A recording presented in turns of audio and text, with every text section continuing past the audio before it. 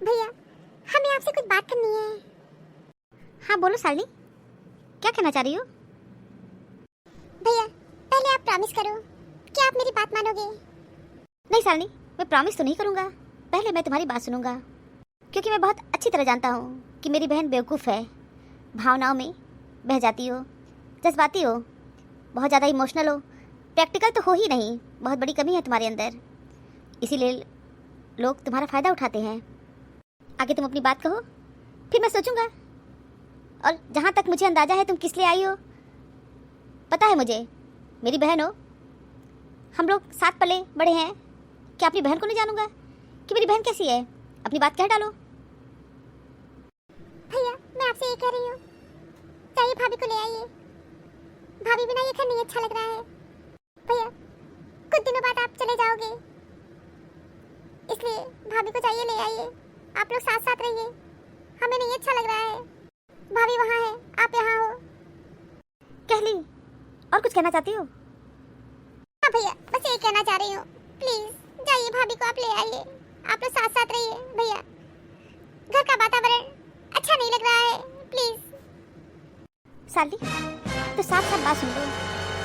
पहली बात तो मैं उनको लाऊंगा नहीं, और आज के बाद तुम मुझसे इस विषय पे बातचीत मत करना, ठीक है? भैया, क्यों नहीं बात करूंगी? सब कुछ मेरी वजह से तो हो रहा है।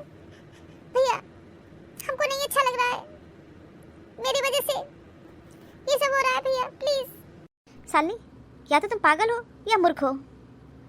तुम कोई बात समझने की कोशिश क्यों नहीं करती हो?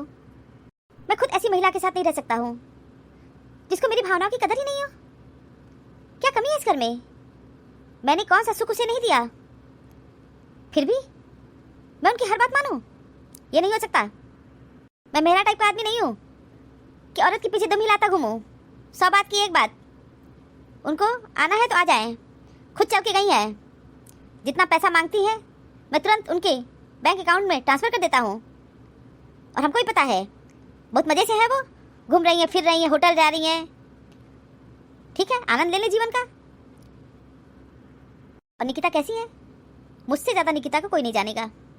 वो सिर्फ पैसे की भूखी हैं, पैसे की। उन्हें इमोशन की कोई कदर नहीं है। वो सिर्फ अपने बारे में सोचती हैं, वो किसी के बारे में नहीं सोचती हैं। मैं अपनी परेशान बहन को बाहर निकाल दूं, उन्हें खुशी मिल जाएगी। तो शालिनी, तुम क्या समझती हो, इसके बाद भी वो खुश हो जाएंगी? कभी नहीं, कभी नहीं खुशी होंगी, क्योंकि रिश्ते इमोशन से चलते हैं, शर्तों से नहीं। और निकिता हर बात पे शर्त रखती है। तुम ऐसा करोगे तो हम ये करेंगे, तुम वैसा करोगे तो हम ये करेंगे।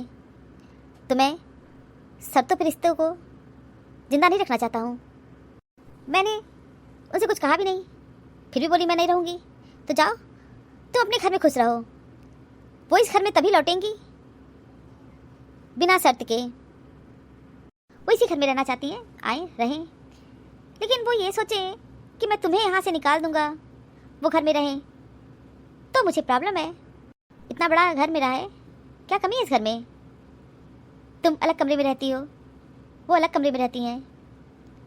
इतना बड़ा घर है, कोई प्रॉब्लम नहीं है किसी को, लेकिन उनको तुमसे प्रॉब्लम है कि तुम न रहो यहाँ पर। इसके शालिनी, आज के बाद तुम प्लीज़ मुझसे इस विषय पे बात मत करना। जानना चाहते हो अपनी भाभी के बारे में? इतनी बार मैं फ़ोन करता हूँ, इतनी बदतमीज औरत है, फ़ोन नहीं उठाती है। मैसेज करता हूँ, कॉल करता हूँ, व्हाट्सएप कॉल नहीं उठाती हैं, कोई जवाब नहीं देती हैं। नहीं ज़रूरत है मुझे ऐसे रिश्तों की। और मैं अच्छी तरह जानता हूँ, उनकी माँ है ना, वही सिखाती पढ़ाती हैं। एक माँ होती है, अपनी बेटी को समझाती हैं कि जाओ अपने ससुराल में जाओ, वहाँ के लोगों की कदर करो। लेकिन नहीं, वो उकसा रही हैं। कैसी माँ है वो? अपनी ही बेटी के जीवन में आग लगा रही हैं। उनको पैसे की ज़रूरत है तो मैं पैसे उनको हर महीने भेज देता। अब मुझे अच्छी तरह पता है, मेरे पैसों से इस घर में खर्च चलता है। मैं जानता नहीं हूँ क्या? बहुत अच्छी तरह जानता हूँ। इसलिए शालिनी, आज के बाद इस विषय पे बात मत करना। और तुम्हारी वजह से कुछ नहीं हुआ है, किसी की वजह से कुछ नहीं होता है। हर इंसान स्वयं दोषी है। निकिता स्वयं दोषी है, तुम इसके लिए अपने को दोष मत दो। ठीक है भैया, मैं नहीं जाऊंगी, लेकिन आप एक बार चले जाइए मेरे कहने से और भाभी को ले आइए। करवा चौथ आने वाला है, जाइए भैया भाभी को ले आइए। जब मेरी पत्नी को मेरी जरूरत नहीं है तो कैसा करवा चौथ और कैसा व्रत? गई है गुस्से में, रहे वहां पर। हम उनको बुला के ले आए और उनसे कहे करवा चौथ मनाओ और चलनी में मेरा मुंह देख लो। फिर दूसरे दिन महाभारत, फिर भागा भागी। तो तमाशा हमको नहीं करना है, समझ गई? करवा चौथ आए चाहे कुछ आए, हम नहीं जाएंगे लेने। हाँ, वो आ जाती हैं तो मैं उनका वेलकम करूंगा, लेकिन मैं जाऊंगा नहीं, समझ गई? अरे क्यों इतना गुस्सा कर रहे हो? सानी ठीक ही तो कह रही है, करवा चौथ आने वाला है, जा ले आओ। अब भाभी तुम भी शुरू हो गई। अभी सालनी मेरा इतना खोपड़ी चाटी है, अब तुम करवा चौथ को लेके बैठ गई। तो भाभी तुम भी कान खोल के सुन लो, हमको अपना मुंह चलनी में दिखाने का शौक नहीं है, और वो भी करवा चौथ मत रहे। कैसा पति कैसा पति, जब मेरी कदर ही नहीं है तो करवा चौथ मनाने से हम खुश हो जाएंगे? और करवा चौथ के बाद क्या होगा फिर?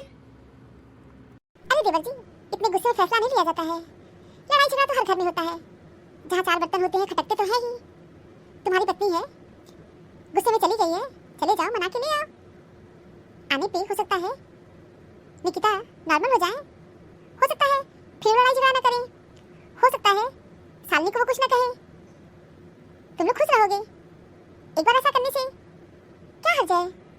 भाभी सच में मैं समझाते समझाते आप लोग को पक गया। निकिता कैसी है ना, मुझसे ज़्यादा कोई नहीं जानेगा, रग रग से वाकिफ हूँ। सच कहूँ भाभी तो सिर्फ पैसे की भूखी है, उनके लिए रिश्तों की अहमियत नहीं है, उन्हें मेरी इमोशन की कदर नहीं है।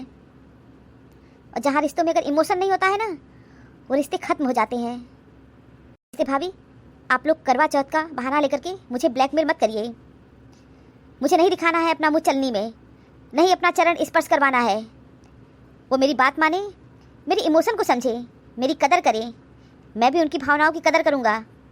इसलिए प्लीज़ भाभी हाथ जोड़ता हूँ, अब निकिता का नाम नहीं लेना। हाँ, वो आना चाहती है, उनका वेलकम है, मैं फ़ोन पे उनसे फिर बात करूँगा, उनको मैसेज भी करूँगा। आती है उनका मोस्ट वेलकम, लेकिन नहीं आती है तो करवा चौथ मनाए या ना मनाए मुझे कोई फ़र्क नहीं पड़ता है। मम्मी तुमसे बोले थे ना वो सामान ले आओ, अभी तक क्यों नहीं ले आई? रिया मैं तुमको सिखाई हूँ ना, दूसरों का सामान देख करके जिद मत किया करो। मम्मी क्यों ना जिद करे, उनके पास है तो मेरे पास नहीं है ना, और भी बच्चों के पास तो है, तुम मुझे क्यों नहीं ले आती हो? लाओ मम्मी, हमको भी ला के दो। अब रोना बंद करो, नहीं तो खींच के चाटा मारूंगी और दिमाग तुम्हारा ठीक हो जाएगा। और जब आओ खेलो, मैं तुम्हें वो सामान ला के नहीं दूंगी।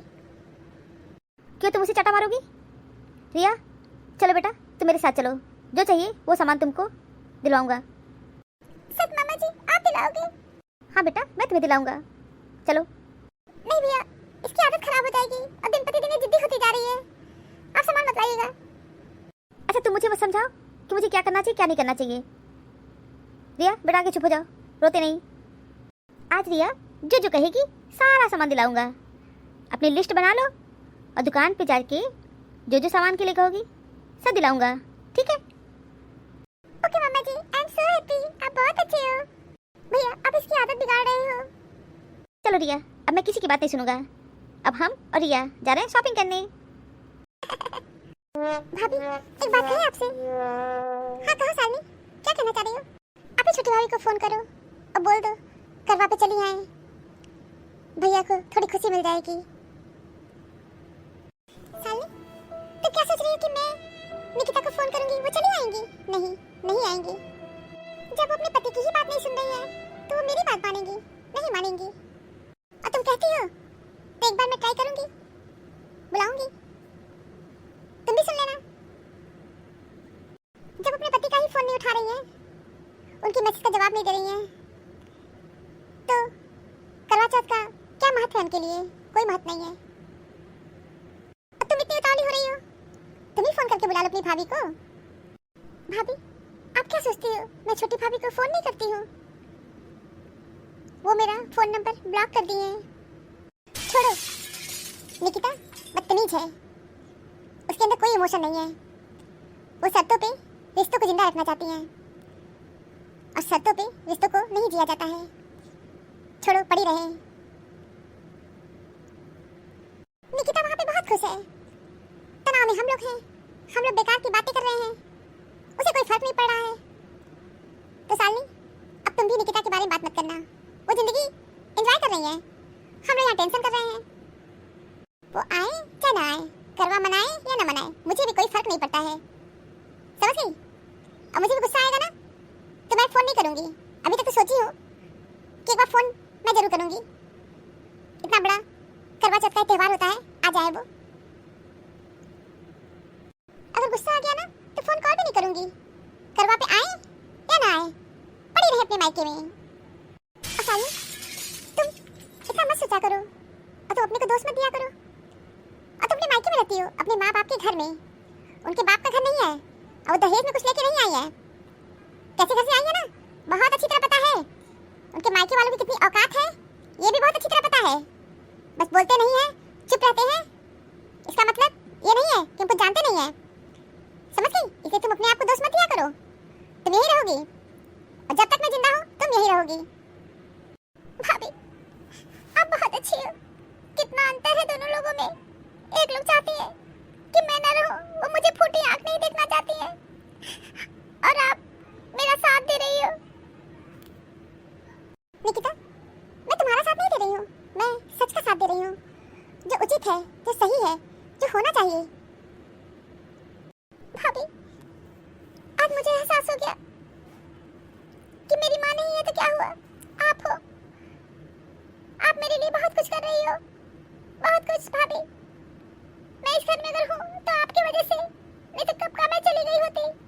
भाभी, बहुत अच्छी हो आप। अच्छा, ठीक है, अपनी भावनाओं को कंट्रोल करो। और आज शाम को हम लोग बाहर चलेंगे लंच करने। आज घर पे खाना नहीं बनेगा, आज हम लोग एंजॉय किया जाएगा। चुप हो जा शालिनी, मैं जानती हूँ तुम्हारे जीवन में बहुत दर्द है।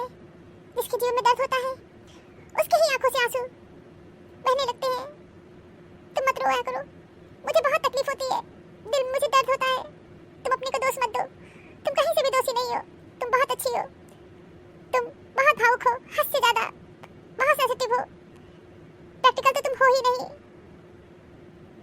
भाभी, बस मैं चाहती हूँ घर का माहौल अच्छा हो जाए, भैया भाभी साथ रहने लगे, बस मैं यही चाहती हूँ। भाभी, अब छोटी भाभी को फोन जरूर करना। हाँ, ठीक है, करूँगी कॉल। अगर तुम रोना बंद करो, मैं जानती हूँ ना तुम अपनी बात किस तरह बनवाती हो।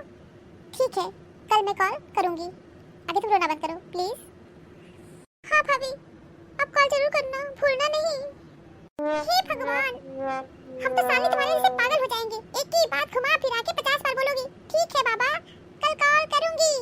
ठीक है, अब जाओ। प्रेम बांटा गया तो रामायण लिखी गई, और संपत्ति बांटी गई तो महाभारत। कल भी यही सत्य था और आज भी। Thank you for watching this video. Video अच्छी लगी हो तो लाइक और शेयर करना ना भूलें। चैनल को सब्सक्राइब नहीं किया है तो फटाफट सब्सक्राइब कीजिए। मिलते हैं एक नई स्टोरी के साथ, तब तक आप लोग अपना बहुत ख्याल रखिएगा। हमेशा हंसते मुस्कुराते रहिए। आप सभी को बहुत बहुत धन्यवाद। तो प्लीज मेरे चैनल को सब्सक्राइब कीजिए। Thank you.